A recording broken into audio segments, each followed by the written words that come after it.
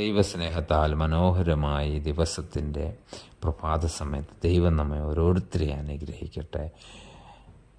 കുറ്റബോധം കൊണ്ട് പലപ്പോഴും ജീവിതം മുന്നോട്ട് കൊണ്ടുപോകാൻ ഭാരപ്പെടുന്ന മക്കൾക്ക് ദൈവം തരുന്ന സന്ദേശമാണ് യോഹന്നാൻ ശ്ലീഹായുടെ 1-ാം ലേഖനത്തിൻ്റെ 2-ാം അധ്യായത്തിൻ്റെ 1-ഉം 2-ഉം വചനഭാഗങ്ങൾ. അവിടെ പറയുന്നുണ്ട്, കുഞ്ഞുങ്ങളെ, നിങ്ങളാരും പാപം ചെയ്യരുത്.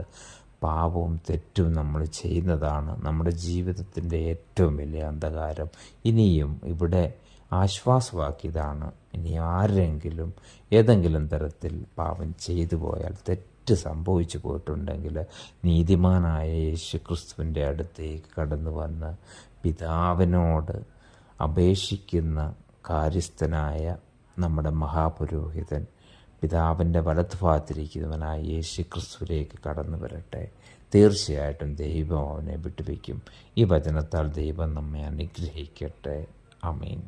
ഞാനേകനാകുമ്പോൾ മാനസം നീറുമ്പോൾ നിൻ ജീവനേകുകയായിരുന്നു. ഞാനേകനാകുമ്പോൾ മാനസം നീറുമ്പോൾ നിൻ ജീവനേകുകയായിരുന്നു.